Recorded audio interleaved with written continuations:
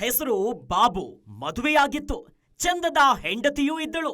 ಹೆಸರು ರಾಧಿಕಾ. ಇಬ್ಬರು ಮುದ್ದಾದ ಮಕ್ಕಳೂ ಇದ್ರು. 2017ರಲ್ಲಿ ಮದುವೆಯಾಗಿದ್ದಂತ ಅವರಿಬ್ಬರದ್ದು ಸುಂದರ ಸಂಸಾರ. ಸ್ವರ್ಗಕ್ಕೆ ಕಿಚ್ಚು ಹಚ್ಚುವಂತಿದ್ದ ಬದುಕಿನಲ್ಲಿ ಅವನು ಬಂದ. ಗೋರಖ್ಪುರ್ ಜಿಲ್ಲೆಯ ಬುಲಾಂಚ ಗ್ರಾಮದ ರಾಧಿಕಾ ಸಂತ ಕಬೀರ್ ನಗರದಲ್ಲಿ ಒಂಟಿಯಾಗಿ ಇರ್ತಾ ಇದ್ಲು. ಟ್ರಾನ್ಸ್ಪೋರ್ಟ್ ಏಜೆನ್ಸಿಯಲ್ಲಿ ಕೆಲಸ ಮಾಡ್ತಿದ್ದ ಬಾಬು ಅಪರೂಪಕ್ಕೆ ಮನೆಗೆ ಬರ್ತಿದ್ದ. ಬದುಕಿಗೆ ಸಮಸ್ಯೆ ಇಲ್ಲದೆ ಇದ್ರು ರಾಧಿಕಾಗೆ ಒಂಟಿತನ ಕಾಡ್ತಾ ಇತ್ತು. ಅದೇ ಹೊತ್ತಿನಲ್ಲಿ ಆಕೆಯ ಕಣ್ಣಿಗೆ ಅವಳದ್ದೇ ಊರಿನ ಯುವಕನೊಬ್ಬ ಕಣ್ಣಿಗೆ ಬಿದ್ದೇ ಬಿಡ್ತಾನೆ.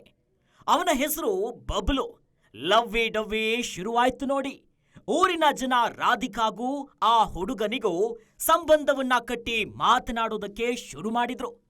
ಹೆಂಡತಿಯನ್ನ ಕೇಳಿದಾಗ ಮೊದಲು ಸಂಬಂಧವನ್ನ ಒಪ್ಪಿಕೊಳ್ಳಿಲ್ಲ.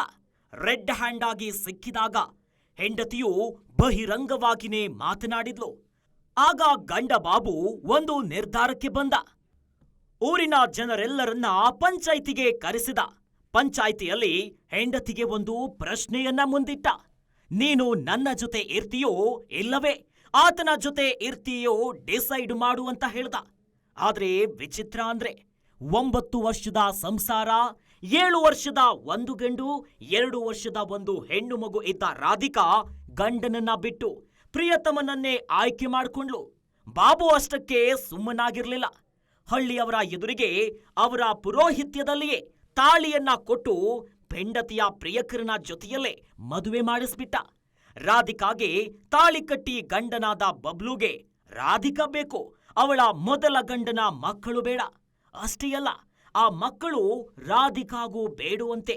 ಇತ್ತ ಹೆಂಡತಿಗೆ ಮದುವೆ ಮಾಡಿಸಿದ ಗಂಡ ಬಾಬು ತಾನು ಒಂಟಿಯಾಗಿರ್ತೇನೆ, ಇಬ್ಬರು ಮಕ್ಕಳನ್ನ ತಾನೇ ಸಾಕ್ತೇನೆ ಎಂದ. ಈಗ ಇಬ್ಬರ ಮದುವೆ ನಡೆಸಿರೋದು ಉತ್ತರ ಪ್ರದೇಶದ ಸಂತ ಕಬೀರ್ ನಗರದಲ್ಲಿ. ಇದೊಂದು ರೀತಿ ಸಿನಿಮಾ ಕಥೆ ರೀತಿ ಇದೆ. ಹೆಂಡತಿಯ ಪ್ರಿಯಕರನಿಗೆ ಮದುವೆ ಮಾಡಿಸುವ ಕತೆ ಇರುವ ಹಲವಾರು ಸಿನಿಮಾಗಳು ಬಂದಿವೆ. ಆದ್ರೆ ಕೊನೆಯಲ್ಲಿ ಮದುವೆನೇ ಶ್ರೇಷ್ಠ ಎನ್ನುವ ಸಂದೇಶ ಸಾರಿವೆ. ಆದ್ರೆ ರಿಯಲ್ ಲೈಫ್ನಲ್ಲಿ ಈ ರೀತಿಯ ಘಟನೆಗಳು ಆಗಾಗ ನಡೀತಾನೆ ಇರುತ್ತೆ. 9 ವರ್ಷದ ಮದುವೆ ಪ್ರೀತಿ, ಪ್ರೇಮ, ಪ್ರಣಯದ ಎದುರು ಮುರಿದು ಬಿದ್ದಿದೆ. ಹೆಂಡತಿಯ ಮದುವೆಯನ್ನ ಮಾಡಿಸಿದ ಅಪರೂಪದ ಗಂಡ ಅನ್ನೋ ಹೆಸರು ಬಾಬುಗೆ ಬಂದಿದೆ. ಗ್ಯಾರಂಟಿ ನ್ಯೂಸ್, ಸುದ್ದಿ ಖಚಿತ, ನ್ಯಾಯ ನಿಶ್ಚಿತ.